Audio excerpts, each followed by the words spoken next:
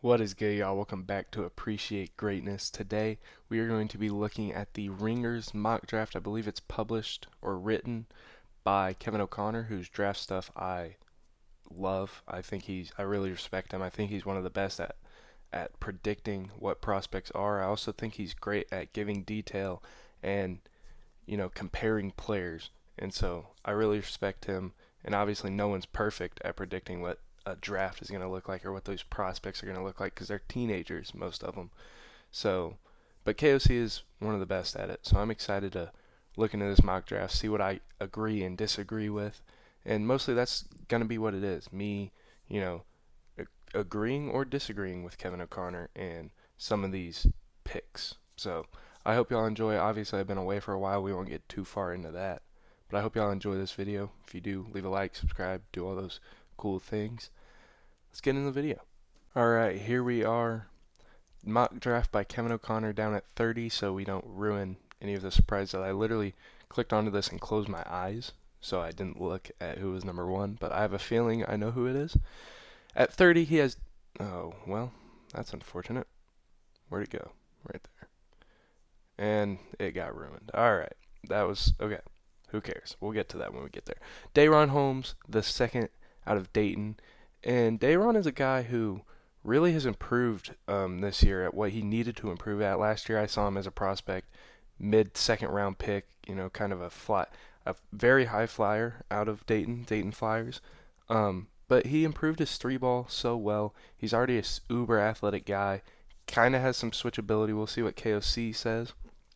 Throwback big who can block shots and finish lobs. With the benefit of modern switchability, I agree. Shades of Jalen Smith, really good comparison. Now, KOC doesn't completely compare players. He says he has shades of, which I really love. I don't think there's any one player who's the same as another. I think players have shades of other players. For example, Jaden Ivey has shades of De'Aaron Fox. Things like that. I don't think he plays like De'Aaron. I think he's a shades of De'Aaron in the speed and athleticism. So shades of Jalen Smith, I see that completely. Love this pick. If the Celtics got DaRon Holmes, I think he's one of those guys they can bring off the bench and make an impact. Trevon Brazile. Trevon is a guy who is kind of that prototypical stretch four, kind of shades of John Collins is where I'd put him. He could really help a team. Shades of John Collins, Chris Boucher. Can kind of shoot, not great. I think he tore his ACL, and that could be a problem. Stuff in his torn ACL, and that's probably what made him not declare last year. But he's a guy, 21 years old. Anyway, he's 21 years old. I think he's a guy who could really help a team. The Raptors taking him at 29. They just need any type of help right now. I think they don't really rebuild, they retool. So entering a retool, I think Trevon Brazile would be a good guy to build off of. Melvin Aginsa. I don't fully know how to pronounce his name. He's out of France. Beautiful left-handed shot. Shades of Raha Bell, which is an awesome comparison. This dude can shoot, go into the Bucks, kind of a prototypical 3-and-D guy. Possibility even more potential. Now, he can dribble a little bit. He can create. I love the arm length. I think this is a guy who you would see like the Thunder take and like a J-Dub type guy I think he's going to outperform where he's drafted. The Bucks drafting him, that's a beautiful spot. I think if he goes to the Bucks at 28, that's an incredible pick for them. Jared McCain, everyone knows of him. Everyone loves him. Jared McCain is awesome. He's been great this year at Duke. He's done everything that you want out of a winning player. I honestly believe he should be higher than 27. I think he's going to get picked maybe just outside of the lottery, maybe in the lottery. I think this guy who has a great feel for the game, as you see right here, but also just makes the right play, makes the right read, plays good defense. Hasn't been outstanding early in the year. It was definitely a question mark. He's been good on the defensive end, can really shoot, has a feel for the game, great IQ. I really like Jared McCain. At 26 to the 76ers is Tyrese Proctor. And Proctor kind of shades of Josh Giddey. Lonzo Ball is what KOC has. I don't see Lonzo in the last 4 games, Tyrese has been really good. The shot has come along. I think he's shooting like 46% at the time of I'm recording this in the last 4 games from three. He can catch and shoot, but I think the question mark is still there with the shooting. He's got a great feel for the game, great passer. It's just he hasn't made the strides that you've wanted to see. I expected to come in and him be a top 10 pick in a weak draft, a weak guard draft especially. I expected him to be a top 10 pick. He hasn't been that this year. He is starting to heat up. Hopefully that stays true throughout March and for the rest of the season. But I love Tyrese Proctor. I think he's a great defender. And I think, on the 76ers, you already have Tyrese Maxey. He can come in and be a two guy who is more of their one, and Tyrese Maxey is the two. Like I was saying, I can see Tyrese Proctor being that sort of one and Tyrese Maxey as the two. And I think he's a great fit in Philadelphia. I think he might get taken higher since this was updated, I think 4, 2, 3, somewhere in there, 2, 3, 4 days ago. But Tyrese Proctor, great pick for the 76ers. Izan Almanza. This is a guy I don't know much about, obviously from the G League Ignite. They have him as shades of Kevin Love. Now, great rebounder, I do know. And this says accomplished international big who projects as a versatile offensive hub and prolific rebounder. So basically, he's a guy who they're saying you can kind of run your offense through. And as a backup big in the Nuggets offense, if you can replace Jokic for 12 minutes a game, give Jokic a break, let him play 36 minutes, and Izan Almanza is your backup, and you can run the offense the same way you'd run it with Jokic in, I think that's perfect for them at 25. Bobby Clinton, he is the prototypical Thunder draft pick. Long, versatile, great defender. Kind of a guy that, they just say the Thunder are going to draft because he has a lot of potential. I don't think the Thunder are going to continue to go down this route, however. I don't think at 24 you're going to see Bobby Clement. I think they would probably take a guy like a Tyrese Proctor, more of a Melvin Aginsa pick here, or a Day'Ron Holmes even. I think they're looking for a big or just more shooting. I don't think they're going to continue to go down this route of taking two-way wings who are long. Now, you can never have too many long two-way wings, but I don't think the Thunder are going to keep doing that. Tyler Smith, he has been a stock riser to me. I didn't see him. I didn't think he was going to perform this well as he has. He can space the floor for you. Great three-point shooter for how big he is. Versatile front court player with shooting and defensive upside. Shades of Charlie Villanueva. That's awesome. If the Cavs added this, they'd have a scary big man rotation, including Tyler Smith, Evan Mobley, Jarrett Allen. I think they'll have to choose from one of Jarrett Allen or Evan Mobley. And so, in 2 years, you slot Tyler Smith in, start starting him, and he's shooting the ball the way he has been. I love this pick. Now, non-factor on defense. I knew that was going to be there. That is a problem. But if you draft him to the Cavs, you have guys like Evan Mobley or Jarrett Allen, whoever they choose from, and he's starting beside them. That doesn't matter anymore. 22, Justin Edwards. Justin Edwards has been a little lackluster at Kentucky so far. He hasn't been the guy that we wanted to see. Doesn't get to the rim a ton. This is the big thing with him. 32.3% of his catch and shoot opportunities. Now, he is smooth. He can score. He's a great defender. But I just don't love him. At 22 to the Knicks, maybe there's something there for them to develop. He just hasn't been a guy that, already at 20 years old, coming in as a freshman, I expected a lot, probably too much, and he hasn't really delivered. At 21, Kel'el Ware. I still don't know how to pronounce his name. I've scouted him for 2 years, but I love him. A guy who I would take high in the lottery. And if the Pelicans get him at 21, I love this. This is like their Jackson Hayes pick. This would be the idea of what they had in Jackson Hayes, except I think he's better than Jackson Hayes as of right now. Great athlete, great great shot blocker, and I fall in love with guys who can shot block and are lob threats, and that's what Kel'el Ware is. Now, shades of Miles Turner. I don't think he's quite the shooter Miles Turner is. I don't think he'll ever be quite the shooter Miles Turner is, but there's an uber athlete who has a little bit of switchability and can really play the five. I love Kel'el Ware. Wes Misi. This is a big dude, Jalen Duren type guy, shades of Jalen Duren as I say it. Lob threat, shot blocking, rebounding, hustling. That's what he is. He's a big guy who does all the dirty work inside and can catch lobs. I really love Wes Misi. I've heard it pronounced Yees and Vis and Ves. I say Ves because of Ves Pons. I think it's Wes Misi. I'm not sure. But I love Wes Misi. I hope it's that. Donovan Clingan, 19 to the Hawks. Donovan's a guy who I've seen everywhere. Donovan worries me. And the reason is injuries. Foot injury, I believe, keeping him out for a good amount of time, and he just doesn't play that many minutes. He's really impactful when he's on the floor. But shades of Roy Hibbert, he worries me injury-wise. Also, I just don't think he moves super well. But he's a good player, and the Hawks don't know what they're going to do with Clint Capella anymore. He slides in with Trae Young. I like it. Can't say I never necessarily love it, but it's a good pick. 18 Oso Ighodaro out of Marquette.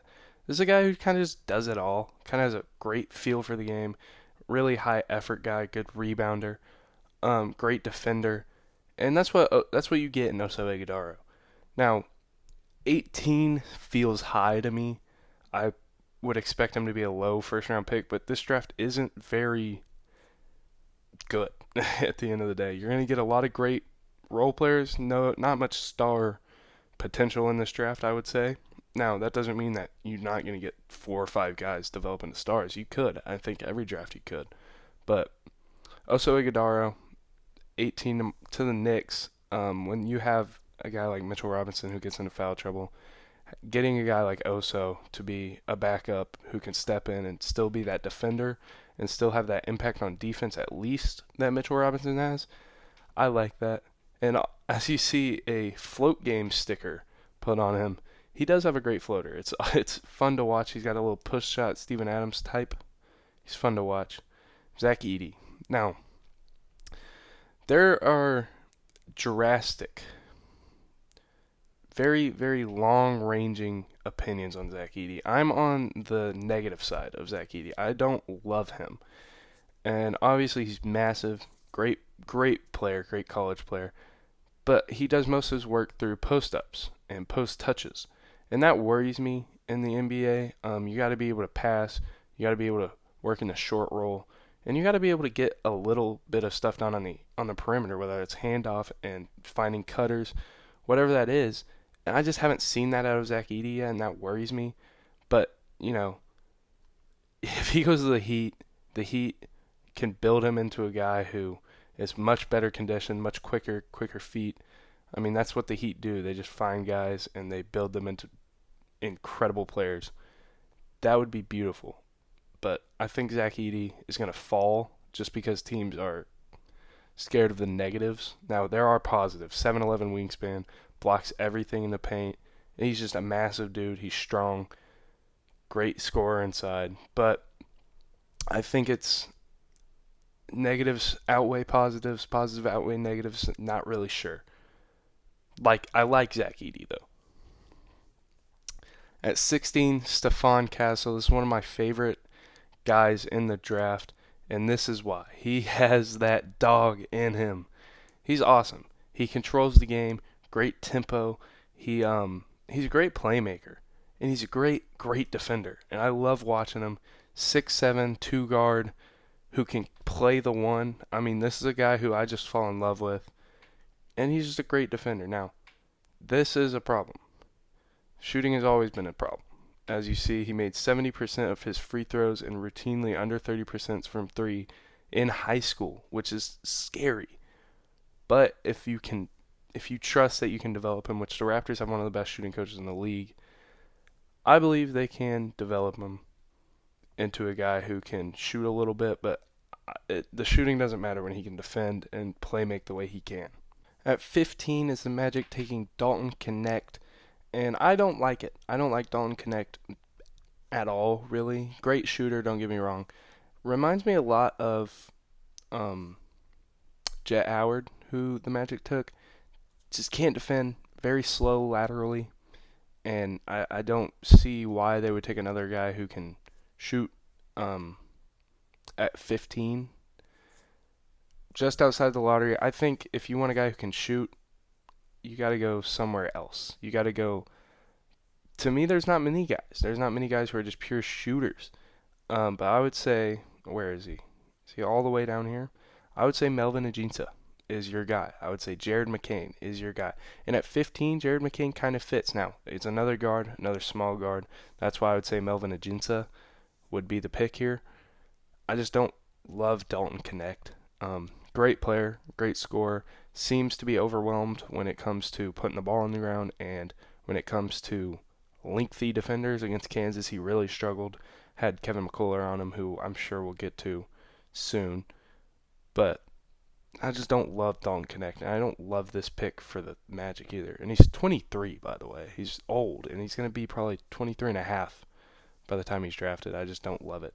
Isaiah Collier, 14 to the Pelicans. If he falls to 14, I love this. I love this for the Pelicans. This is awesome. This is a great pick. Kind of a CJ McCollum replacement. This guy's a very built, buff guard. Kind of reminds me of Lou Dort if Lou Dort could really handle the ball a little better. Now, Collier turnovers are just a problem. They're bad. Some really bad, just like, what are you doing mistakes. But he's a tank, built like a tank, and tank sticker right here. He's just, I don't know. He's kind of a guy who's a toss-up of, is he ever going to be able to play point guard, or is he going to have to be that two guy, that two guard off guard type of guy, just because of the turnovers are bad. At 13, Ryan Dunn, the best defender in this class. So fun to watch on defense. Cannot play offense. Shades of Herb Jones, that's funny. Herb Jones and Andre Roberson, former Thunder legend. I love Ryan Dunn, and this feels thundery. A high intensity defender who can do it all on defense. Can't do anything offensively.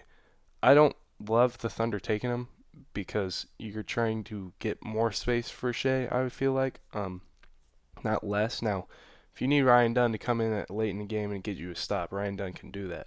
If you have 4 other shooters on the court and you want to put Ryan Dunn in, he'll be great at that. And maybe the Thunder is the Thunder is a team who really develops shooters into being a lot better. Josh Giddey's jumpers looked a lot better. Lou Dort is shooting a lot better. Numbers show that, and it looks a lot better also. So maybe they turn Ryan Dunn into a good 3 elite D guy.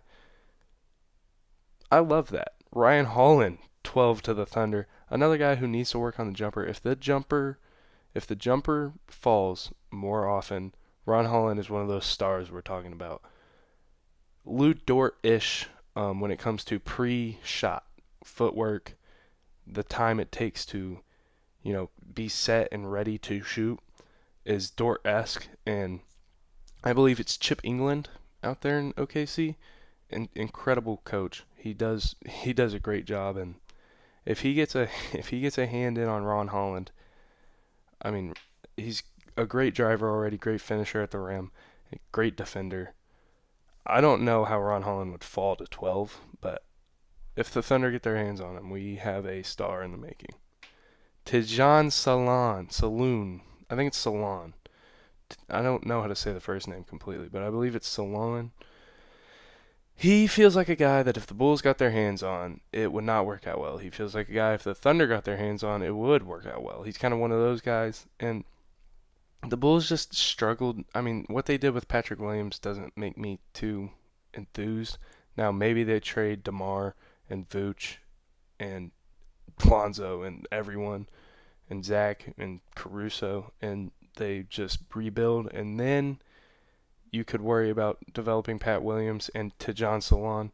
I just don't love the Bulls drafting anyone, and Salon is a great player, but the Bulls scare me, and I would say if the Bulls picked here, just go Ron Holland.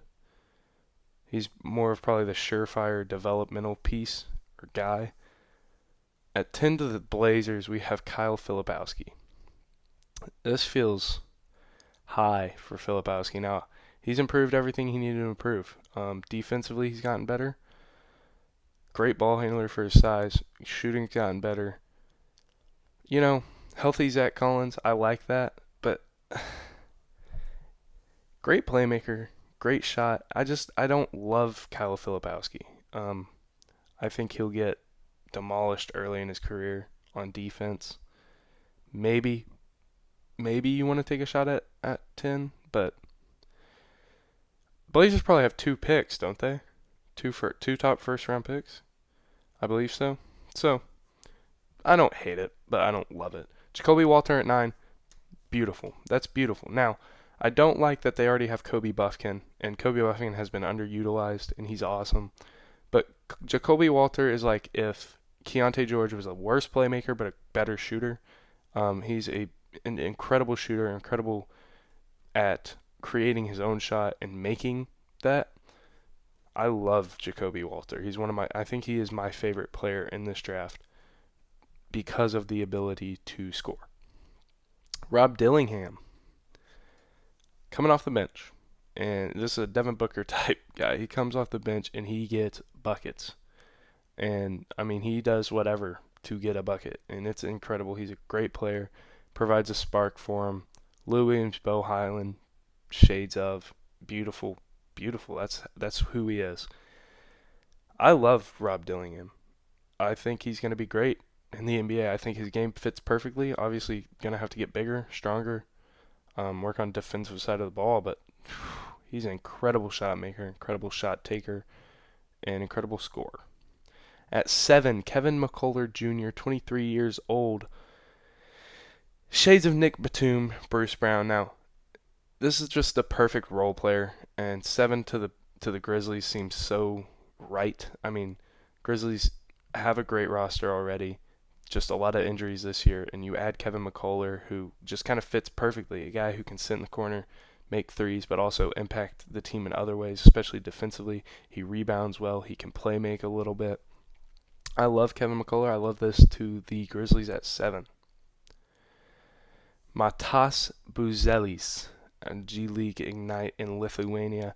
Last year he was awesome from 3. This year with the G he's struggled a little bit.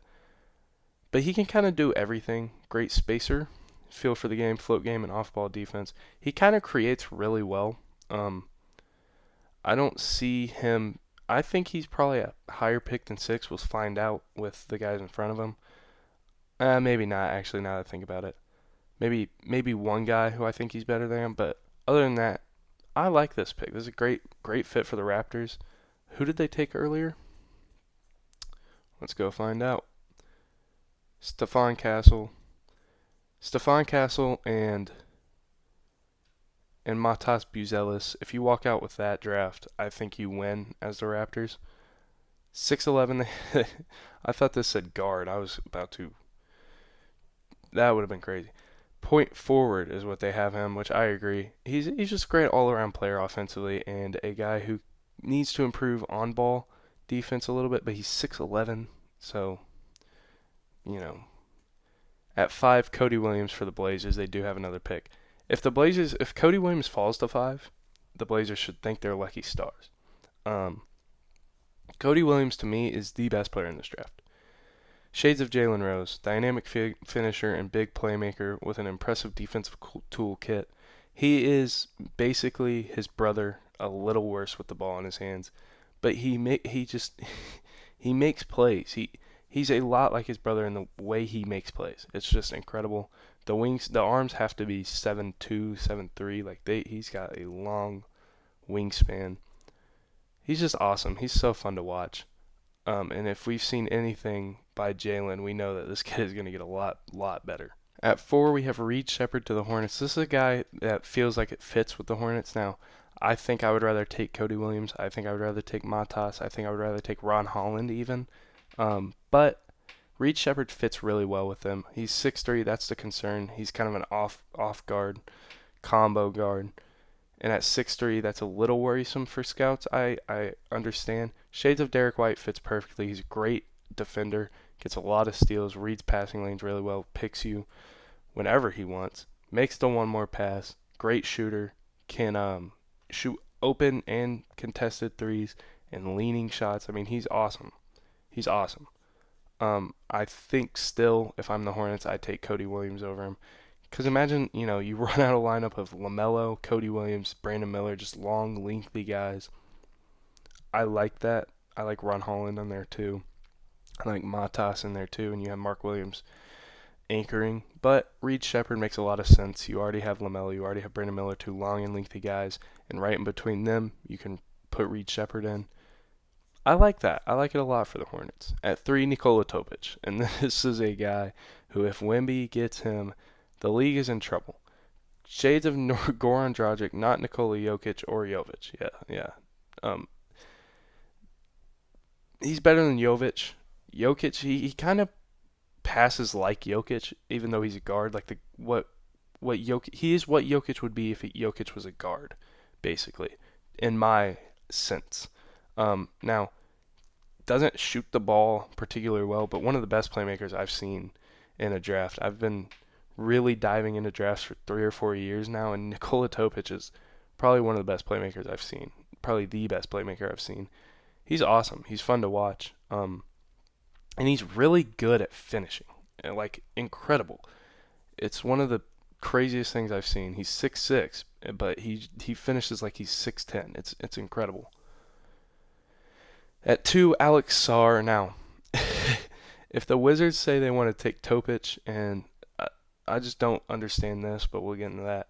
If the Wizards say, hey, we'll take Topic, and Alexander Sarr falls to the Spurs, the league's really in trouble with Sarr and Wemby in the backcourt or in the front court together. But Alex Sarr, yeah, Jaren Jackson Jr. is pretty much the perfect comparison, except I think the potential is there to be a little better. He puts the ball on the floor better than Jaren already, I would say.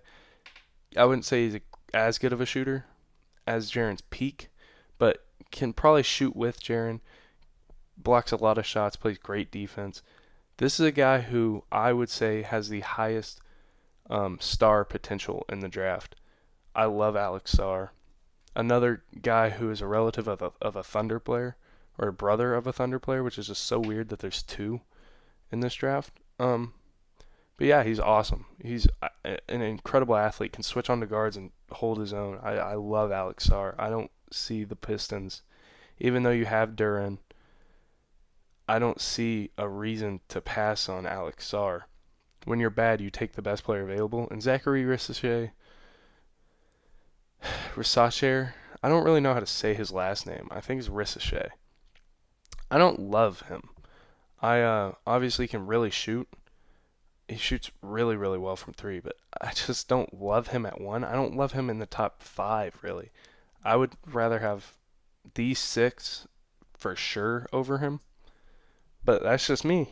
And at number 1, Pistons take him. I understand the fit. You already have Ivy, Cade. Now you slot in Rissacher, and you have Jalen Duren. I understand the fit. I understand the point, but I don't see why you wouldn't take best player available when you're 5-39 or whatever the hell they are right now, because they suck. I hope y'all enjoyed this video. If you did, leave a like, subscribe, do all that. Obviously, was gone for a while. It's the first video in a minute, but I hope y'all enjoyed. It was fun to make. Hopefully I can do more of this type of stuff. Hopefully I can get back into the swing of YouTube too. Obviously the NBA is kind of at a dead point right now with the All-Star stuff. I meant to get an All-Star ballot out, but I got sick, and I was sick for like a week, and so I could barely talk, and so that my dreams got flushed down the toilet. I had 2 videos that I actually wanted to get out that were time stamped, and I couldn't get them out, which sucked, but it's alright. We fight through and we got this video. So I hope y'all enjoyed. If you did, like, subscribe. I'll see y'all later. Peace.